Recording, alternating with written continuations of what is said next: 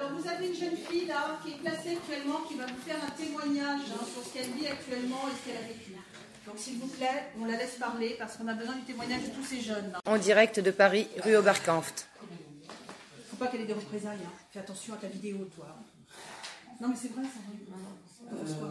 Bonjour à tous, je m'appelle Stécie, j'ai 17 ans actuellement et je suis actuellement placé depuis bientôt 10 ans. Ça va faire bientôt 10 ans que je suis placé. Je ne sais pas pourquoi d'ailleurs, on ne l'a jamais dit. Il y a toujours eu des gens qui ont dit une chose, des gens qui ont dit autre chose. Enfin, bref, après ça, j'ai été placé dans un foyer qui s'appelle le foyer de Sucy. C'est un foyer particulièrement dégueulasse, désolé du mot, mais avec tout ce qu'ils m'ont fait, en fait, je trouve ça dégueulasse. Le fait est que un foyer, c'est censé être quelque chose pour protéger l'enfant de la famille, sauf que là, en fait, ils m'ont plus détruit que protégé. Et d'ailleurs, il n'y a pas que ça, d'ailleurs, qui ont fait que je suis comme ça actuellement. C'est que après ça, ils ont essayé de me mettre dans des trucs psychiatriques, dans des unités, dans des trucs comme ça. Ils ont essayé de me faire passer pour folle. Enfin bref, ils ont essayé de faire la totale. Et je me dis quand même, heureusement que je suis ici aujourd'hui, parce que j'aurais très bien pu en mourir. Parce que clairement, après, je connais pas vos histoires, mais je me dis que quand même Sucy, c'est particulièrement hardcore ce qu'ils font là-bas. Sachant qu'ils prennent un malin plaisir à violer des enfants, à les séquestrer et à les battre. Voilà, comme ça. Ils prennent un malin plaisir à détruire, à faire de diverses choses.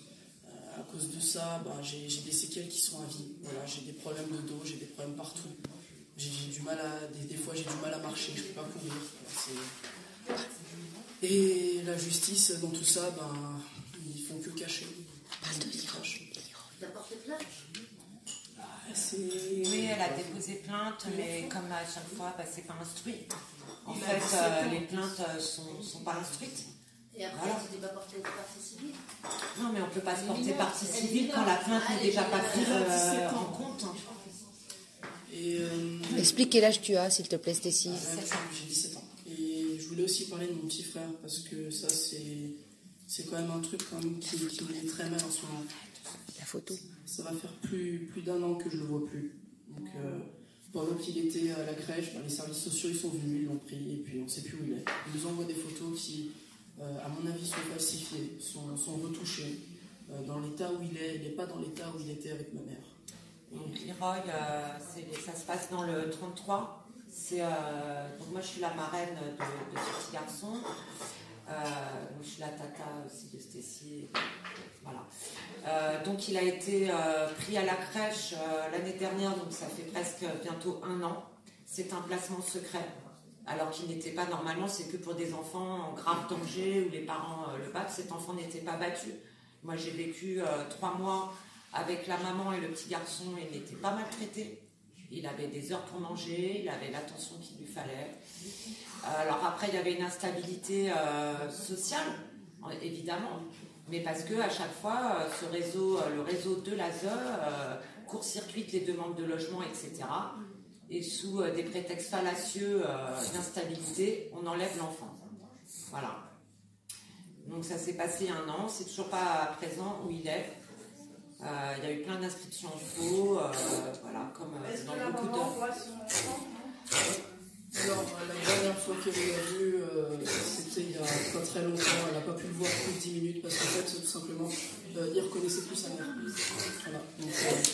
Est-ce que vous pensez pas que peut-être il y a par derrière une tentative de casser complètement la relation et de mettre l'enfant, considérer qu'il est abandonné par sa mère et puis le mettre en adoption, vous savez que la loi le permet maintenant. Pour moi, c'est possible, c'est très possible dans l'état où il est, parce qu'avant, clairement, il était heureux, il était toujours avec ma mère, il ne pouvait pas rester plus de 10 minutes sans ma mère. Maintenant, qu'elle aille à une visite et que l'enfant ne reconnaisse pas du tout sa maman, il s'est passé quelque chose. C'est pas anodin, c'est pas pour rien en fait qui se passe. À mon avis, ils ont dû le médiquer, ils ont dû lui faire quelque chose. C'est quoi la scolarité ? Au niveau de la scolarité, je ne sais pas, on ne sait pas où il est. Moi, la scolarité, pour l'instant, j'ai arrêté l'école parce que, avec ce que j'ai vécu, c'est le mien, mais je ne peux pas le. Je ne peux plus aller à l'école, tout simplement. Et pendant que tu étais chez eux, en hôpital de jour. D'accord, ils appellent ça scolarité. Ouais. Est-ce que tu as des copines à toi qui ont vécu ton histoire et qui accepteraient de témoigner? Actuellement, non. Est-ce que tu essaies de créer un mouvement autour de toi d'enfants comme toi, victimes de l'ASE, qui ont été dans ces foyers, à qui on dit restez au foyer, c'est dans votre intérêt, qui le vivent mal, qui J'ai un ami à moi qui était venu à l'Assemblée nationale pour témoigner de son affaire, sauf que bizarrement, il y a quelques temps, l'ASE l'a placé en hôpital psychiatrique pour je ne sais quelle raison. Donc là, il ne peut pas venir témoigner aujourd'hui, mais je sais qu'il serait bien venu témoigner s'il le pouvait. Il y en a quelques-uns qui commencent à témoigner, à faire du rap, du son pour exprimer justement les souffrances qu'ils ont pu avoir. Il y en a de plus en plus quand même, et c'est vrai que c'est une voie à utiliser, à fédérer. Comment tu es sorti de l'ASE?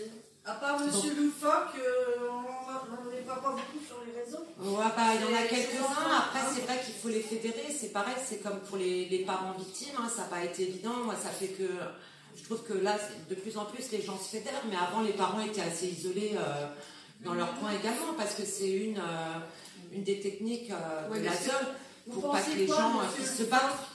C'est pas sujet. Non, mais là, c'est pas sujet. Il est transparent pour moi, je m'en fiche de lui. Comment tu vis, mon chéri? Là, actuellement, je suis chez mon père parce que j'ai été viré d'un foyer parce que j'ai aidé une fille à porter plainte contre viol. C'est d'ailleurs que je trouvais ça dégueulasse. Et du coup, ils veulent m'envoyer un mois dans le sud, sauf que j'ai refusé. C'est des accusations. C'est des accusations. Donc ils veulent te faire taire. Oui. C'est ça. Ils ont plusieurs fois essayé de me foutre en hôpital psychiatrique, ils n'ont pas réussi. C'est pour ça que La MDPH, La MDPH, là, ils sont en train d'essayer de le faire en ce moment. comme ça, à 18 ans, tu dois. C'est ça, comme ça, à 18 ans, ils me mettent à l'hôpital d'à côté, puis après, je Il y a pars. les assistantes sociales dans le coup, les éducateurs. Les éducateurs aussi. Clairement, moi, les éducateurs. Il y avait une madame qui s'appelle Moreau là-bas, à Soucy, non? Je me souviens plus, ça fait extrêmement longtemps. Les éducateurs, elles le font parce que leur emploi est en jeu, ou elles le font parce qu'elles sont comme ça. Elles aiment faire du mal. Ça dépend. Il y en a certains, c'est parce que leur emploi est en jeu. Il y en a certains, c'est parce qu'elles prennent un plaisir à faire du mal.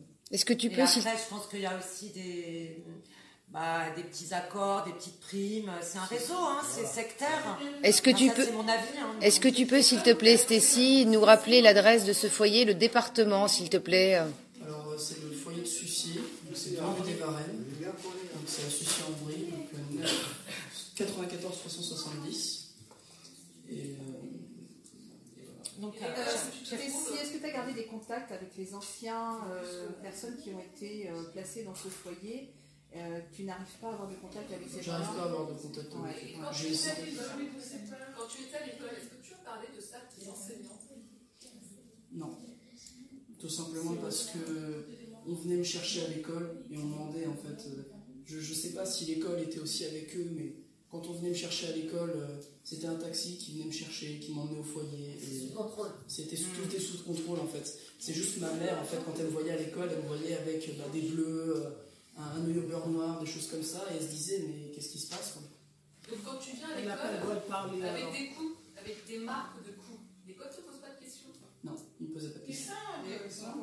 Stécie, est-ce que... C'est bizarre, à l'école, dans ce moment-là, il se passe tellement. Excuse-moi Stécie, je voudrais juste savoir une chose parce que tu es une des rares jeunes mineures à témoigner aujourd'hui. Est-ce que tu peux dire aujourd'hui qu'il y a eu des années où tu avais honte d'en parler? Est-ce que tu avais peur aussi des adultes? Pourquoi aujourd'hui tu parles? Voilà, pourquoi aujourd'hui tu parles? Aujourd'hui, je parle parce que je suis passé largement au-dessus de cette histoire.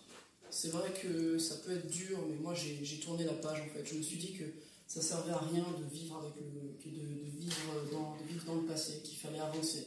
Parce que si on n'avance pas, on gâche du temps. Est-ce que tu penses qu'aujourd'hui, ton petit frère, Leroy, on a d'ailleurs une pensée pour lui aujourd'hui, parce que c'est en plus une journée spéciale. Nous sommes le 25 mai, c'est la journée spéciale des enfants disparus. Et nous, on sait qu'il n'est pas disparu, on va le retrouver. Est-ce que tu penses que l'histoire de Leroy aujourd'hui, c'est parce que c'est des représailles pour toi et pour ta maman, parce que vous parlez? Je sais pas, j'ai qu'une envie, c'est de le revoir. Tiens bon, c'est si bon.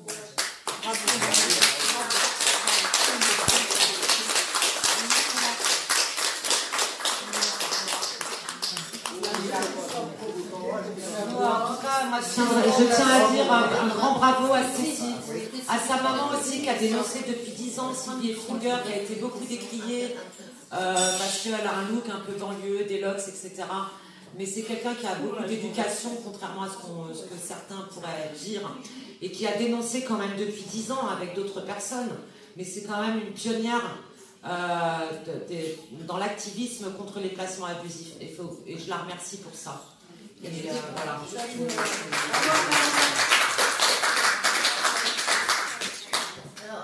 Je continue. Parce que c'est le cas de mon fils. Est-ce que tu as été soumise au chantage à chaque fois que tu devais être en contact avec ta mère? Est-ce qu'on te faisait du chantage de ne pas te donner ci, de ne pas te permettre ça? Alors on m'a souvent dit, ça je m'en souviens, et on m'a souvent dit, oui, si t'es pas gentil avec moi, bah, tu verras pas ta mère, si t'es pas gentil avec moi, bah, t'auras pas ceci, t'auras pas cela. Il te disait ce que tu devais dire à ta mère à tes rencontres? Il me disait en gros, ne parle pas de ce qui t'arrive. Il me disait, fais. En gros, en fait, il essayait de me faire comprendre comme si c'était bien, mais le problème aussi, c'est que à côté de ça, je sais pas si ça arrive, je sais pas s'il y en a d'autres qui ont des enfants qui ont vécu la même chose ou qui ont vécu la même chose, mais à côté de ça, on vous shoot aux médicaments, on vous met des médicaments qui sont censés être pour adultes. On m'a dit des doses d'Atarax, de Risperdal qui sont juste énormes. Et comment c'était justifié? Selon moi, j'étais hyper active, j'avais un mauvais comportement, j'étais trop excitée, j'avais rien à faire. Vous avez une chose. Chut. Pas d'hôpital. Vous savez, vous avez le droit de récupérer votre dossier médical. À partir de quand tu as pris conscience que ce que tu vivais était une injustice et même très grave? À partir du moment où en fait je l'ai raconté à ma mère et qu'elle m'a dit mais c'est pas normal c'était ça. Moi je pensais que c'était normal, c'est comme, je sais pas, un enfant il ne peut pas savoir ce qui est le bien du mal. Moi je me suis dit bah c'est la vie et tout, c'est normal. Et ma mère elle m'a dit non c'est pas normal ce que tu as vécu. Elle a posé une question à la dame tout à l'heure, très importante. Par rapport au dossier médical, il y a une loi qui est claire. Vous faites un courrier avec accusé de réception au directeur de l'hôpital psychiatrique. Vous demandez votre dossier. Elle est mineure. Elle est mineure, elle peut pas. Mais sa mère peut le faire. Sa mère peut le faire. Avec l'accord de Stécie. Ils ont coupé la vidéo. À toi, ça va peut-être reprendre, tu sais, des fois ça. Mais ils peuvent enlever, mais ils peuvent plus rien. des communications entre le médecin. Mais les médicaments qu'ils leur donnent, c'est au sein du foyer. En fait, on dirait que c'est quelqu'un qui est en ligne, mais on dirait qu'elle est derrière la vidéo. Regarde, elle est derrière. Elle est derrière, il y a quelqu'un qui s'est levé. Oui. Par exemple, le risque qu'on me mette en HP le lendemain d'aujourd'hui, ça peut m'arriver, ça peut arriver à tout moment. Tu as 18 ans quand là? En février. Ouais, je demande à tout le monde de ne pas mettre les vidéos. Tu veux demander un contrat Ta mère, Elle était avec son père là. il lui demande pas son avis avant d'être interné. Non, il ne demande pas son avis parce que selon les réseaux, ma mère n'a pas l'autorité parentale, alors que si, elle. Moi j'ai demandé à mon asso, j'ai dit mais pourquoi ma mère, est-ce qu'elle aurait pas les mêmes droits que mon père? Ils disent bah oui, mais ta mère c'est pas pareil, elle est folle. Non, ma mère n'est pas folle. Elle est quoi? Selon eux, ma mère est folle. Tu as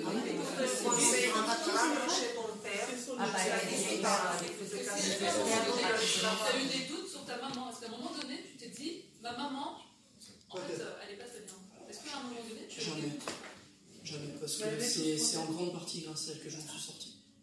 Parce que je m'en suis sorti comment? J'ai fugué de ce foyer. Et c'est elle qui m'a accueilli, c'est elle qui m'a dit oui, tu peux venir.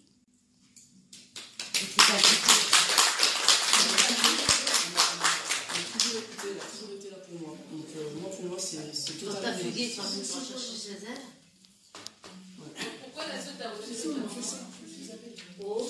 Je sais pas. C'est toujours pas. Il y en a qui disent que c'est ma mère, il y en a qui disent que c'est mon père. À un moment donné, elle a demandé de l'aide.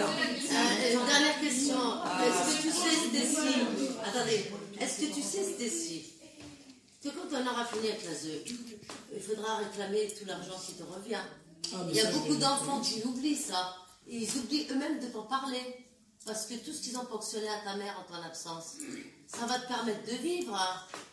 Il faudra penser à le réclamer. Il paraît qu'aucun enfant le réclame. Ils ne savent pas, ils ne sont pas au courant. Les allocations familiales, mais je sais qu'ils doivent c'est à eux quand on parle de la ZE. mais eux, ils ont une astuce après pour ça. On a demandé à la ZE as posé la question de ton livreur? Alors là, les deux dernières années, donc le truc par rapport à l'ASE, donc avant oui, j'étais placé de force. Là, les deux dernières années, en fait, j'ai demandé à être dans un centre de soins, donc moi-même en fait, parce que je voulais pas être chez mon père, parce que tout simplement chez mon père ça se passe pas bien, parce que voilà, il y a des choses qui se passent pas bien chez lui, et c'était soit je restais placé dans ce foyer-là pour jeunes adultes, ou alors j'allais chez mon père et tout allait recommencer. Tu as demandé à retourner chez ta maman? Oui, j'ai demandé. Ils t'ont dit quoi? Ils m'ont toujours dit non. Pourquoi? Parce qu'ils ont dit oui, mais c'est pas comme ça qu'on retourne chez ta maman, Stécie. Il y en a même qui commençaient à se foutre de moi, quoi. Donc là, ce que je vais leur demander cette année, et je vais toujours leur demander, c'est de me laisser tranquille. C'est la seule chose que je veux vraiment, en fait. Je veux pouvoir faire ma vie et arrêter de faire en sorte à ce que l'ASE soit toujours derrière moi, que l'ASE veut toujours me donner des médicaments. D'ailleurs, je ne prends plus de médicaments aujourd'hui, parce que voilà, j'ai décidé de ne plus en prendre. Parce qu'ils m'ont donné des ordonnances, j'aurais dit oui, mais je ne les prends plus, parce que je sais que ça va me shooter et qu'après, je vais totalement être un légume et que je vais rien pouvoir faire de ma vie. Donc, voilà. Là, tu as 17 ans, est-ce qu'ils t'ont proposé le contrat jeune majeur? Oui, comment ils l'imposent aux jeunes? Comment ils essayent de le mettre aux jeunes qui sortent? Là, ils m'ont dit que dans le contrat jeune majeur, j'allais avoir un appartement de semi-autonomie.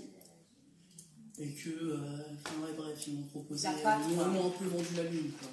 Voilà. Les allèches. Ils aiment bien faire des propositions. Comment ils incitent les jeunes à ne pas retourner vers leurs parents, et comment ils incitent les jeunes à... Avec l'argent de poche, l'argent de voiture, avec certains dires aussi qu'ils font. C'est-à-dire des fois ils disent ouais, par exemple la dernière fois, mon ASE m'a dit ma mère c'est un boulet. J'ai pas tellement apprécié ça. Je dis la vérité. Donc ils discréditent les parents. C'est ça, ils discréditent les parents. Aliénation parentale. Ouais. Ils aiment bien un peu retourner leur faute contre les autres. Non, c'est pas moi, c'est lui là-bas. Est-ce que tu as eu des contacts? Est-ce que tu as eu des contacts avec des éducateurs qui faisaient, par exemple, gentils, et puis finalement derrière si tu t'étais confié à eux, du coup tu te rendais compte qu'ils t'avaient trahi? Je me confie jamais à un éducateur. Je vais vous dire la vérité. Pour moi, en fait, certes, il y a des éducateurs aussi qui sont bien. J'ai rencontré des éducateurs, ils étaient vraiment géniaux, mais je ne me confierai jamais à un éducateur parce que tout simplement, je ne peux pas leur faire confiance. Dans le sens où on ne sait jamais, même si ça peut être sous la contrainte, même si ça peut être parce qu'ils le veulent, ils ont toujours quelque chose à dire aux supérieurs. Et il y a un truc que les éducateurs aiment bien faire, c'est ce qui s'appelle les transmissions. Et là, dans le foyer où j'étais, c'était pas juste nanana, tout s'est bien passé, c'est non. Stécie est dans sa chambre, Stécie fait ceci, Stécie fait cela, Stécie a fait ça, Stécie a fait ci, Stécie a fait ça. En gros, ils aimaient bien, raconter un peu tout ce qu'ils faisaient. Et moi, personnellement, la seule personne à qui je me suis confié, c'est ma psychiatre, qui est d'ailleurs là pour ma phobie, qui m'aide à essayer de vaincre ça. Et elle, je lui fais confiance parce que voilà, je sais que c'est une psychologue et que voilà, il y a le secret médical, donc elle ne pourra rien dire à personne. Une dernière question. Je sais que tu as ta sœur jumelle, et on a beaucoup de dossiers en France de jumelles comme vous qui ont été séparées. Comment tu peux estimer ce préjudice d'avoir été séparé de ta sœur? C'est-à-dire qu'avant, on était liés, quoi. On était tout le temps ensemble, on était tout le temps on était dans la même école, on était en train de faire les mêmes choses. Et là, maintenant, on s'embrouille plus qu'on se rapproche. Là, j'étais dans un lycée qui était complètement à l'opposé du sien. C'est-à-dire que maintenant, on va plus avoir tendance à traîner toute seule qu'à traîner ensemble. C'est dommage, quoi. Vous avez coupé les liens. C'est ça, ils aiment bien faire ça avec les Donc, frères. tu penses que quelque part l'ASE, je dis l'ASE, mais aussi les gens qui y travaillent, bien sûr, parce qu'on dit l'ASE, c'est une entité, mais il faut penser Est-ce que tu penses qu'ils ont détruit ta cellule familiale? Oui, clairement. Et d'ailleurs, pas que l'ASE, parce que ce qu'ils aiment bien faire aussi, c'est changer de juge chaque année. Ça, on en a eu plein des juges, on en a eu, je crois, 5 ou 6 au total. Si je me souviens bien, ils aiment bien faire ça, donc... Généralement, après, la juge, elle ne connaît pas du tout le dossier. elle va lire que certains passages, elle va dire un truc, c'est totalement... Elle va juste dire en fait ce que l'ASE veut en fait. Ouais. L'ASE va faire, alors on va la replacer un an, si chez leur père, et lui va faire, ok d'accord, je réfléchis pas. Est-ce que tu pourrais penser, puisque tu exprimes très très bien ce changement de juge chaque année, est-ce que tu penses que c'est parce que ils devaient partir, ou c'est parce qu'ils étaient incompétents qu'ils refilaient le dossier à quelqu'un, ou est-ce que tu penses qu'ils t'ont menti? Est-ce qu'ils vous mentaient beaucoup, ces juges? Alors, à mon avis, désolé du mot, hein, mais c'est juste pour nous faire chier. Clairement. Désolé du mot, mais c'est juste que, clairement, s'il y avait la même juge, elle aurait pu prendre conscience du dossier du début jusqu'à la fin, sauf que là, les choses qu'il y a écrites sur le dossier ne sont pas forcément vraies, il y a des choses... Il y a des fausses expertises, il y a des faux trucs, et les juges, vu qu'ils sont nouveaux, ils vont pas se dire c'est bizarre qu'il y ait un dossier comme ça. Ils vont se dire c'est ce dossier-là, il est pas le temps de lire tout ça. Est-ce que tu aurais un exemple concret dans ton cas d'un mensonge flagrant où tu penses que c'est une injustice totale? Est-ce que tu te rappelles d'un mensonge qu'ils auraient pu faire et que toi, peut-être enfant, tu as pu dire et ils t'ont pas écouté? Par exemple, est-ce qu'ils auraient pu dire quelque chose sur vous, sur votre affaire, sur votre maman, qui est totalement mensonger et que vous avez resquillé et qui vous écoute pas? Alors, la dernière fois, ils m'ont dit quoi déjà? Ils m'ont dit que je souffrais de problèmes psychiatriques mentaux, je ne sais pas quoi, je sais pas quoi. Ils ont dit que soi-disant tout se passait bien chez mon père, qu'on n'avait jamais été frappé par lui, que ma mère était folle, que c'était elle qui nous frappait. Ils ont dit n'importe quoi à l'audience, donc il y avait l'ASE devant moi. Ils ont dit non, tout se passe bien chez le père. Par contre, la mère, elle est un peu abusive, des trucs comme ça. Ma mère n'était pas là. Ça veut dire quoi, abusive? En gros, ils disent oui, elle est trop derrière ses enfants, elle fait ceci, elle fait cela. Non, mais elle est pas bien, la mère. Oui, tu penses bien, ça l'occupait trop bien de ses gosses. Oui. Et du coup, t'en penses quoi, toi? Moi, je pense que ce qu'elle dit, c'est totalement faux. Après, certes, là... Personne n'a tenu compte de ton avis, non? Ils n'ont pas tenu compte de ton avis, le juge, quand tu disais, je suis bien chez ma mère. Est-ce que tu disais, toi, je suis pas bien chez mon père? Moi, personnellement, je préférais être chez ma mère, et je l'ai toujours dit, et ils m'ont toujours dit non. Ils l'ont jamais marqué. C'est ça. À chaque fois, en fait, que j'avais le projet d'aller chez ma mère, j'allais toujours droit vers un mur.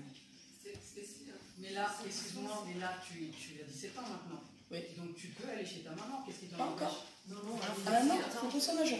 Mais de toi-même, de ta propre volonté. Oui, je peux, bien sûr, des fois je vais la voir. Je ne vais pas me cacher. Je ne vais pas me cacher, des fois je vais la voir en cachette. C'est ça, chez ta maman.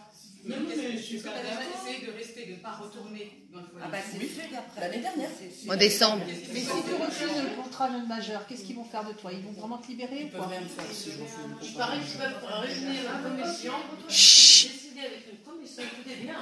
Il paraît que maintenant ils réunissent une commission, si l'enfant ne veut pas, ni les parents, ils réunissent une commission avec tous les partenaires, et à la fin, ils font signer, et ils décident eux, plus la commission à la place de nous, parents. Oui, voilà.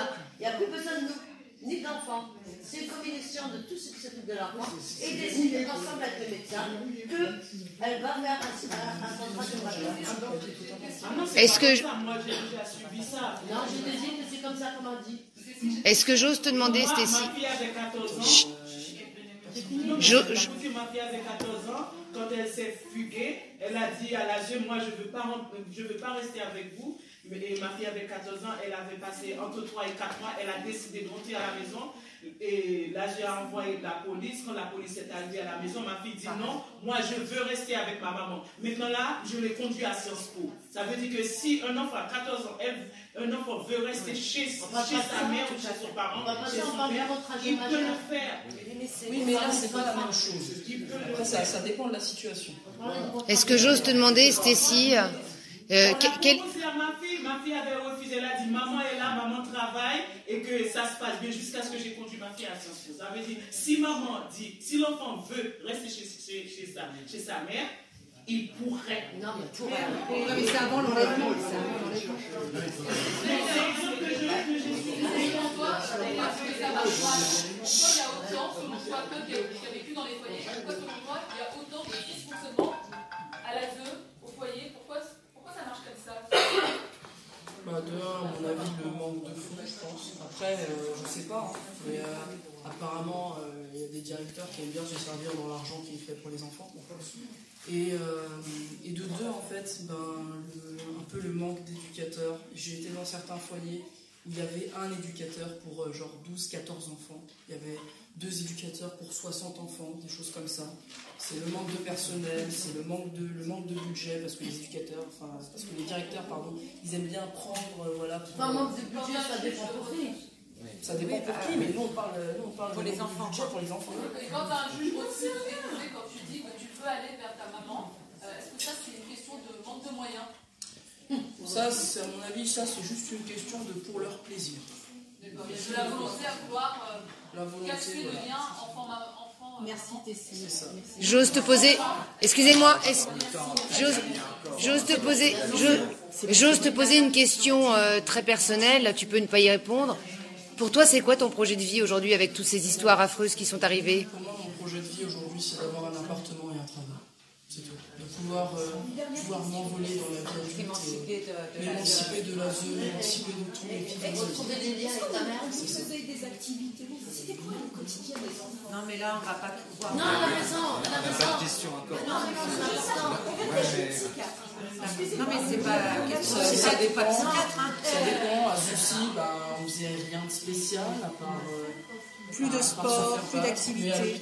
Par exemple, à l'hôpital psychiatrique où j'ai été pendant 2 semaines, j'avais pas le droit de sortir de ma chambre. J'aimerais intervenir après parce que je vais pas pouvoir rester Là longtemps. où j'ai été avant de partir, on faisait rien. Voilà, ça c'est l'activité, l'hôpital psychiatrique. Rien. C'est les vacances. Rien parce que soi-disant, on n'a pas d'argent, alors que quand même, ils sont quand même payés plus de 7500 balles par mois pour nous 3. Enfin, ça, je trouve ça juste un peu dégueulasse. Quand on voit 180 € par jour par jeune pour un foyer, donc normalement, le foyer est censé recevoir 180 € par jour par jeune. Donc imaginez par exemple déjà s'il y a 10 jeunes, ça fait déjà 1800 €, mais imaginez par exemple pour un grand foyer comme celui de Sucy, où il y a plus de 120 jeunes, ça fait énormément de sous, mais après ils osent dire qu'ils n'ont pas d'argent. Non mais la structure elle reçoit l'argent et après elle est censée vous financer ce que vous avez besoin. Elle est censée financer les activités. On a vu tout à l'heure un document qui était dans un foyer, un document que je n'aimerais pas, une dame qui nous a montré.